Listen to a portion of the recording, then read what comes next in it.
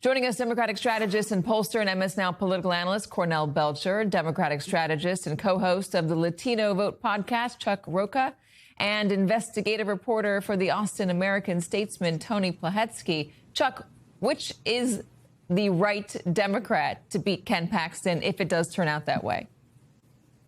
Look, in full disclosure, I work for James Tallarico, and I think he's best positioned to win today. But it's not because Chuck Rocha is working for him, which I'd like to remind my favorite pollster on this thing that's probably the reason why. But to be real, it's because Democrats are pissed. And the turnout shows that. You just can't argue that because 30% of the electorate has no Democratic primary voting history. Folks don't just show up when they normally aren't voters and vote unless something is happening. And I can tell you as an old Mexican redneck what's happening. It's called I'm mad and I'm sick and tired, so I'm going to show up and let my grievance be heard by voting. That's what's happening right now in Texas.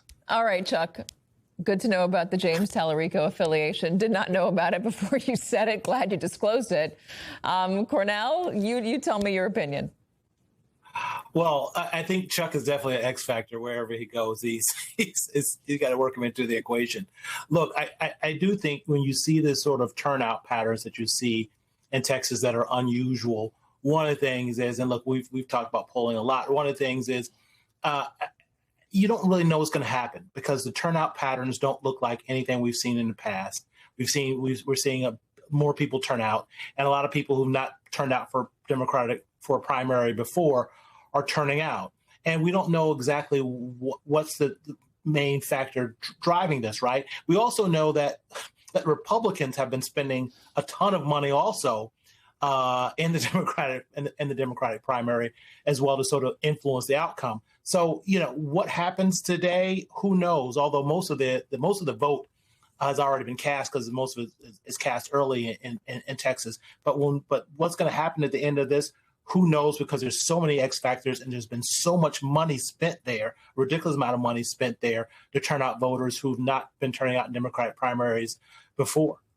I feel like every cycle we get the most expensive race in history, which means just keeps going up and up and up and up and up.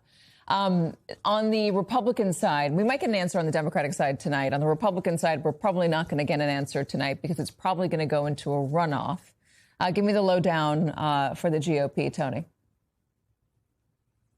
Well, it is also a very fascinating race because you have, of course, longtime Senator John Cornyn on the ballot, but he could possibly lose his seat to Texas Attorney General Ken Paxton, who, Katie, as you know, has a long history of issues, legal issues, moral issues, ethical issues.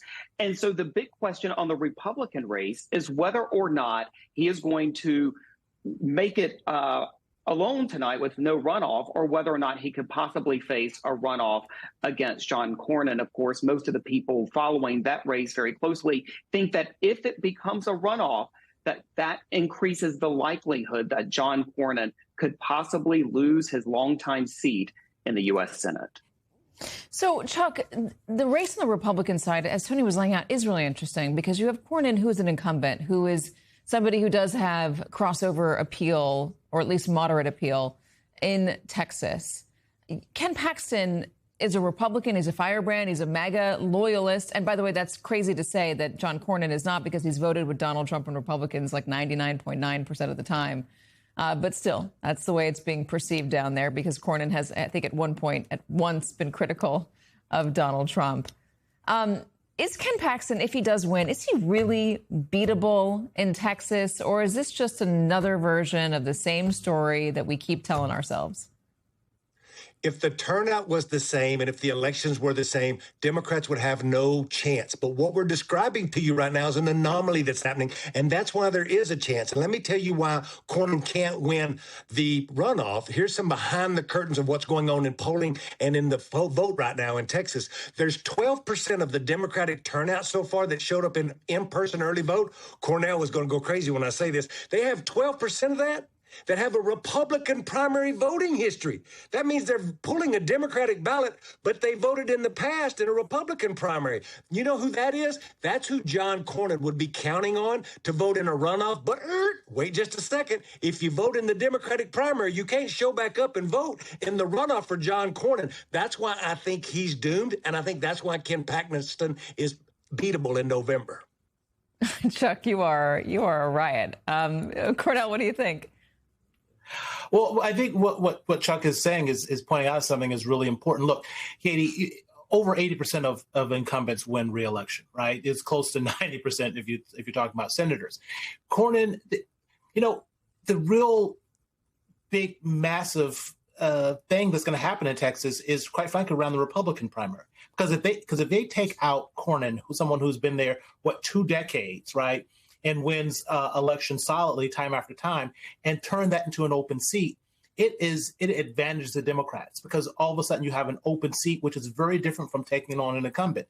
And I assure you, if there's an open seat in Texas, Democrats at the national level will absolutely pour money into Texas in a way that they haven't poured money into Texas before, because Schumer needs to expand the map, and nowhere is there a better opportunity to expand the map than looking at an open seat. If Paxton upsets Cornyn in that seat, Katie bar the door.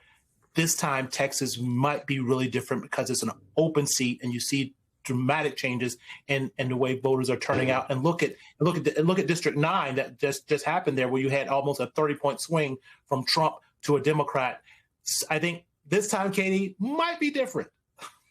All right, gentlemen, thank you so much. I've run out of time. I'm going to have to leave it there. I appreciate it, everybody.